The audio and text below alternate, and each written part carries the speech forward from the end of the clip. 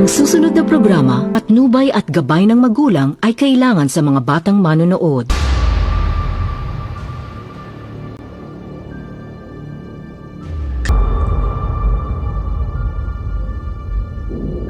Kapayapaan, pagmamahalan, kanilang pag-iibigan, hahamunin ang kanilang katatagan.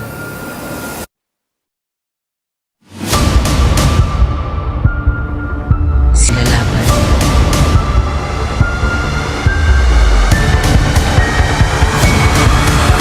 Hanggang sa dulo ng walang hanggan.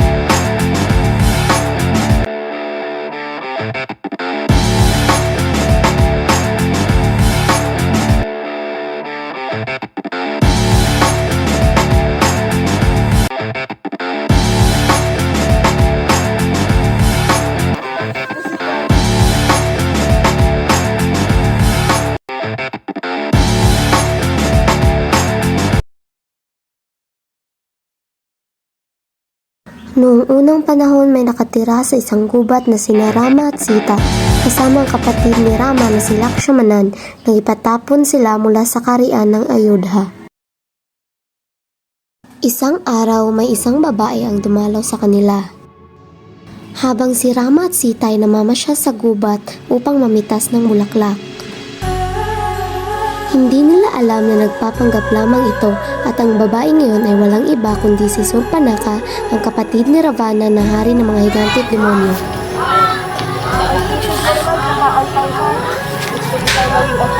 Nako, hindi maaari. Ako'y may mahalang iba at siya si Sita, ang mahal kong asawa. Habang namimitas, maririnig ni Sita ang pag-uusap ng dalawa, tsaka siya ay lalabas patingnan kung sino ang kausap ng kanyang asawa. Nang makita siya ni Rama, agad niya itong nilapitan at hinakap ng mahigpit. Nagselos ng gusto si Surpanaka na naging dahilan ng kanyang pagpapalit ng anyo bilang isang mapangahas at matandinang na higante.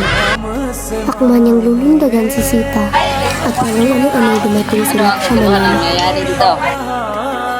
Lakshmanan, patayin mo siya. At saka iniwan nila si Surpanaka sa gubat. Labis na nag-aalala si Ravana sa kanyang kapatid na si Surpanaka kaya hinanap niya ito. Surpanaka, sino may gawa sa iyo na ito?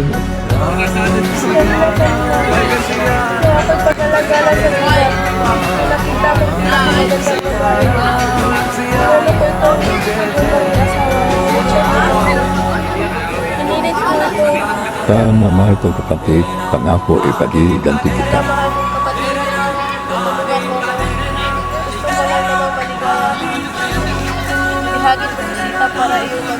Maraming salamat sa pagmamalasakit ng pangako gagawa ko ng paraan para matasya. Upang Nadadala ko ang nakikita. nakita ko na makita ka, Ravana. Bakit mo kami natawag? May problema ba? Aking ipinapatawag sapagkat may ipapabawa ko sa iyo. Gusto kong makasakit si Sita. Kahanga. Para nasa katuparan ko yun, kailangan ko ang tulong ko. Hindi maaari ang gusto mo. Sa hindi ang piniraw ni Rama at Lakshmanan ang mga Diyos. Mahihirapan tayong kalabanin sila. Pasensya na. Hindi ko Nang makalis na si Maritza, agad namang ipinatawag ni Ravana si Surpanaka para ipaalam ang pagtanggi ni Maritza sa kanilang binabalak.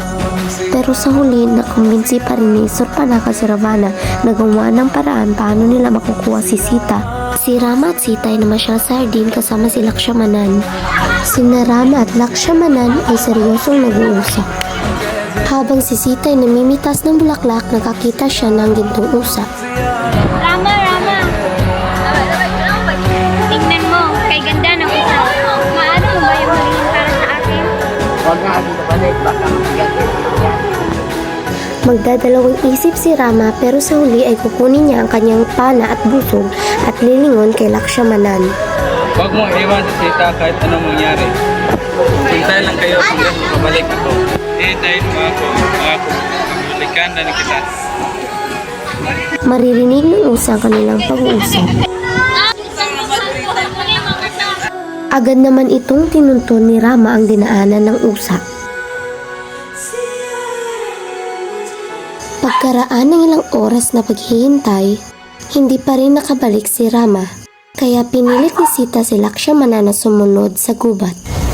Ilang oras na tayong nandito, pero hindi pa rin bumabalik si Rama. Mas mabuti pang sundan mo na siya. Naku, hindi pwede Sita. Ako kay Rama na hindi kita iiwan kahit anong mangyari. Dan, alam kong gusto mong mamatay si Rama para ikaw ang maging hari. Hindi naman sa ganang Sita.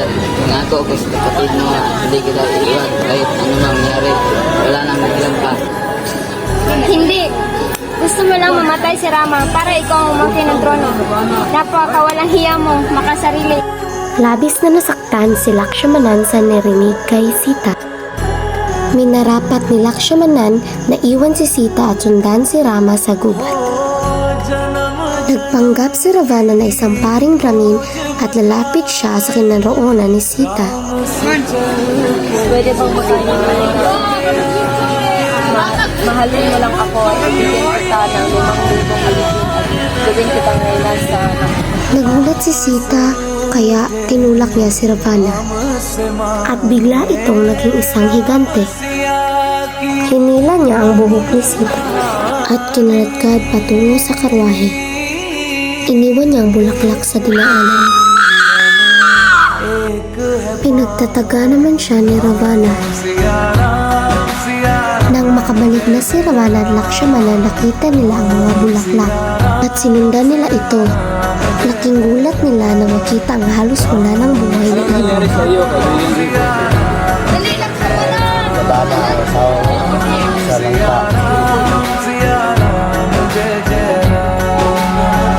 Matapos marinig ang sinabi ng ibon, agad na naghanda ang magkapatid upang sundan si Ravana na haring mga higante at demonyo.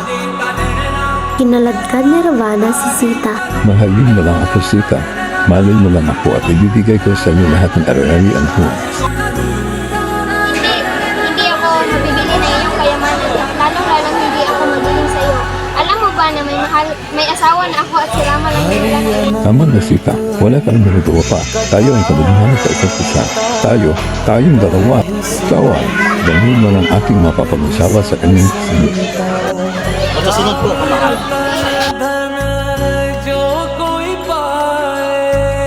Pumunta ang magkapatid na Rama at Lakshmana.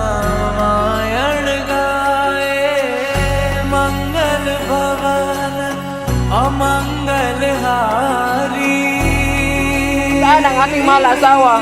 Anong ginagawa mo sa kanya? Asawa? Sinong tinutukoy mo? Si Sita? Kalukuhan. Akin lang si Sita. Akin lang. Sa kanilang naging pagsalakay, naganap ang isang malubong labanan sa pagitan ng dalawang malalakas na angkan, ang angkan ng higante at unggoy. Matagal na naglaban sina Rama at Ravana hanggang sa mapatay niya ito.